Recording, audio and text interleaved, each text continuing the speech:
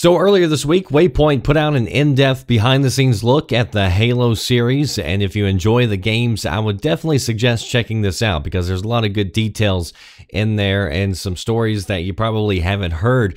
There were a few items that stood out on their own and made headlines. For one, it turns out Microsoft actually hated the name Halo. They tried to get Bungie to change it. They said that this argument went on for months and months. They said that Microsoft was telling them that they were trying to sell this super soldier and not this stupid space junk, that it was weird sounding in every foreign language, it sounded feminine.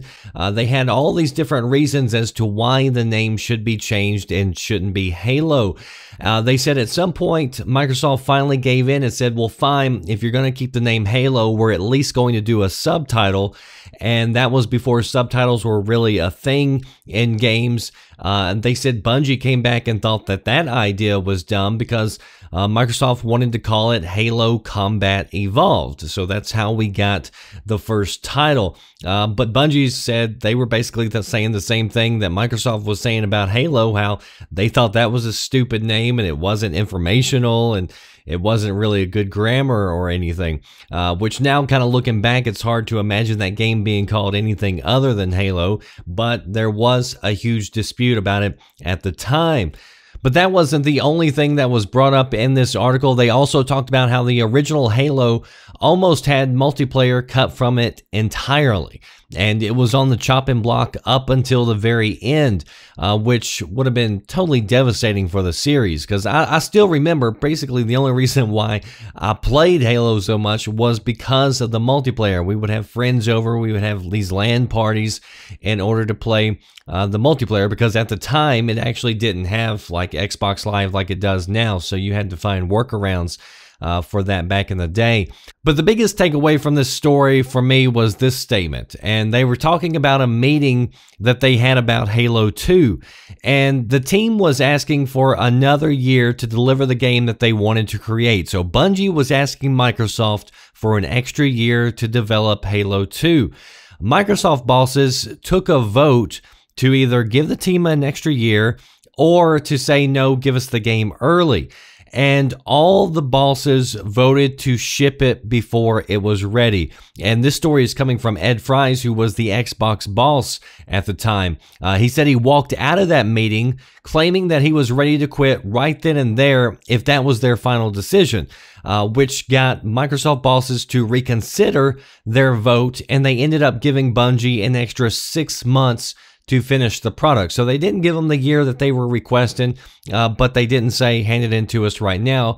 So they gave him 6 months to finish it up. But Ed Fries says he still quit 6 months later because saying that vote showed the attitude at Microsoft and what was going on with that group.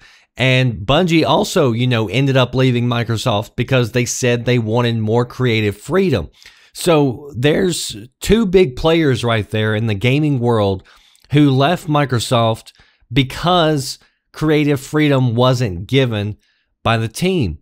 And people get upset with me anytime I say something bad about Microsoft or Sony, but the problem with being a cheerleader 24/7 is you start cheering on bad decisions.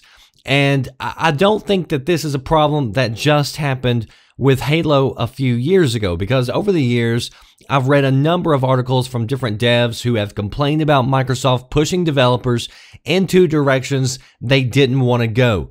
And the reason I say that it's not just with Halo is because just last week, we had the story from Remedy. If you follow VGN, I had it up on the site, where Remedy went to Microsoft. They were pitching the idea of Alan Wake 2, and they told them they wanted to use this live-action episodic format. They said, hey, we've got this idea. We'd love to use this with Alan Wake 2 and bring it to the system. But Microsoft said no. They said they wanted a brand new IP, and that's how we ended up getting Quantum Break. And now Remedy, you have them saying that they're going to be making games for multiple consoles in the future. So again, another player leaving the Microsoft base because of creative freedom. If you need another example, look at Lionhead. Ended up creating the best-selling RPG game on the 360 with Fable 2. Then what happened? Microsoft wanted a Kinect game, so we got Fable on Rails that nobody asked or wanted. Then Lionhead wanted to create Fable 4. They said they wanted an adult-themed, darker game. Sounded awesome, but what happened? Microsoft said no. Microsoft said, we want you to create an MMO that eventually got shut down and Lionhead closed. So again, because Microsoft didn't give their creative teams creative freedom to work on the projects that they wanted to, and they tried to micromanage and they tried to force different projects on different groups, it's caused nothing but harm for Microsoft. The Lionhead team said nobody there wanted to be working on this MMO. So Microsoft appears to have this trend going, and it's not just these games. I've read it from other developers. And so it seems like Microsoft is their own worst enemy, and they're pushing devs away by trying to micromanage everyone. Now compare that to Sony, where I have seen numerous stories where devs have praised Sony for giving them full creative freedom. I've heard it from Naughty Dog, most recently Guerrilla Games, talking about how it was awesome because Sony let them have full free reign creating Horizon Zero Dawn. They told them they wanted to try something new, and Sony said go for it. Kojima also points out that the reason why he sided with Sony is because they allowed him to have 100% full creative control of his projects. And that's a travesty. I don't know how much or if any changes have been made with Phil Spencer, but somebody needs to look at this timeline and see where things are going wrong. And I understand that you're running a business, so in the end, you got to make money. You got to have certain deadlines, but the current model seems to be running off more devs and offering fewer choices for your console. So that's not going to work either. So anyway, I just read this story and I've been thinking about, all these other stories that I've read that have a similar type storyline, and I think it needs to be put out there, and people need to recognize their mistakes so they can be corrected. E3 is just around the corner, so everybody is hoping for new games. Phil claims that they're coming, so maybe they are. But again, I think that you need to look at your faults and be able to recognize them so that you can correct them and not make the same mistakes in the future. And it may not be that Sony is killing Microsoft as much as Microsoft is killing Microsoft.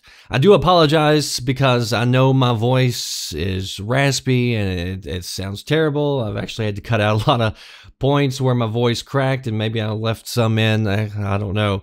But it's just not been cooperating. Been a little under the weather the last few days, but hopefully we'll get back to normal soon and can start pumping out videos. But that's why I've been a little quiet over the last few days, is because my voice hasn't allowed me to make videos, and it's still not trying to allow me, but I've kind of pushed through. So anyway, hopefully you enjoy this video. If you want the latest news, always stay tuned to videogamesandnews.com, VGN, and also check me out on Twitter, where I usually don't go silent there. That does it for me, the Red Dragon.